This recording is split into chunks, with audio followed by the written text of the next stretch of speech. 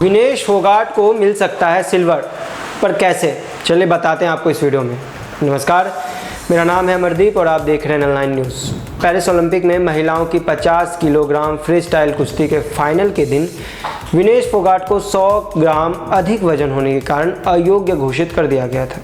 इस घटना के बाद से यूनाइटेड वर्ल्ड रेसलिंग यानी UWW के अध्यक्ष नेनार्ड लालोविच ने विनेश के प्रति सहानुभूति जताई है, लेकिन साथ ही यह भी कहा था कि उनकी संस्था के हाथों नियमों से बंधे हुए हैं। अब court of arbitration for sport यानी CAS की ऑस्ट्रेलियाई प्रतिनिधि डॉक्टर अन्नाबेल पेनेट के मंगलवार यानी 13 अगस्त को पेरिस समय अनुसार शाम 6 बजे से पहले इस मामले पर फैसला सुनाने के साथ यही नियम विनेश के पक्ष में फैसला ला सकते हैं। अब court of arbitration for sport यानी CAS की ऑस्ट्रेलियाई प्रतिनिधि डॉक्टर अन्नाबेल बेनेट के मंगलवार यानी 13 अगस्त को पेरिस समय अनुसार शाम 6 बजे से पहले इस मामले पर फैसला सुनाने के साथ यही नियम विनेश के पक्ष में फैसला ला सकते हैं। WWE का कहना है कि टूर्नामेंट के नियम स्पष्ट रूप से कहते हैं कि एक पहलवान को दोनों दिन के सुबह के वेट इन पर सही वजन में होना चाहिए। विनेश ऐसा नहीं कर पाए, इसलिए उन्हें कानून के अनुसार अयोग्य घोषित कर दिया गया और अंतिम स्थान पर रखा गया। लेकिन यहीं से मामला जटिल हो जाता है। नियमों के अनुसार रिपेशाज बाउट्स जिनके विजेता ब्रॉन्ज के लिए सेमीफाइनल में हारने वाले पहलवान से मुकाबला करते हैं, उन्हें उन पहलवानों के बीच लड़ा जाना चाहिए जो फाइनलिस्ट से हार गए थे। जापान की यूई उसाकी जो नंबर 1 सीड थी और जिन्हें विनेश ने अंतिम 16 में हराया था, ने रिपेशाज में भाग लिया और अंततः कांस्य पदक जीता।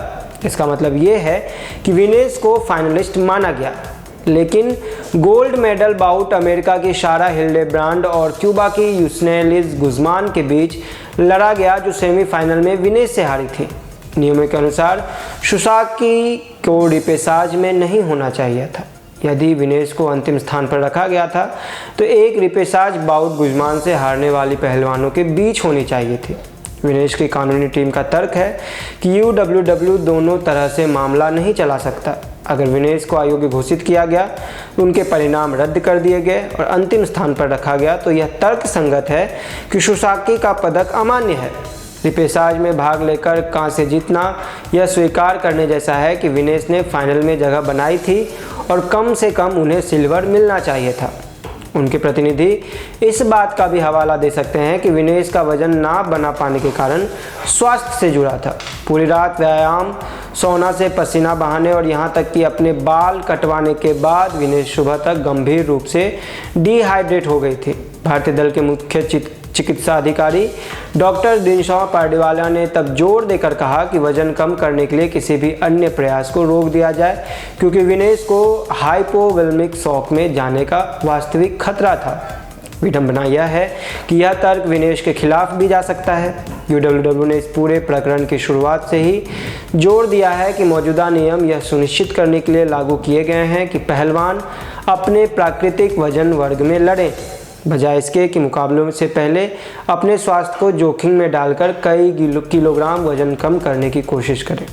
विनेश के मामले में उनके प्रतिनिधियों ने खुद कहा है कि उनका प्राकृतिक वजन 57 किलोग्राम के करीब है। उनका आखिरी पड़ा पदक 2022 के राष्ट्रमंडल खेलों में 53 किलोग्राम वर्ग में था। इसमें कोई संदेह नहीं है कि भारत की हाई प्रोफाइल कानूनी टीम कोई कसर नहीं छोड़ेगी ताकि विनेश को वह पदक मिल सके जिसकी वह अपने प्रदर्शन के आधार पर हकदार थी।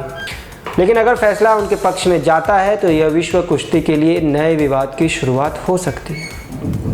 तो कैसी लगी ये जानकारी हमें कमेंट करके ज़रूर बताएं और बाकी के खबरों के लिए देखते रहिए ऑनलाइन न्यूज़। धन्यवाद।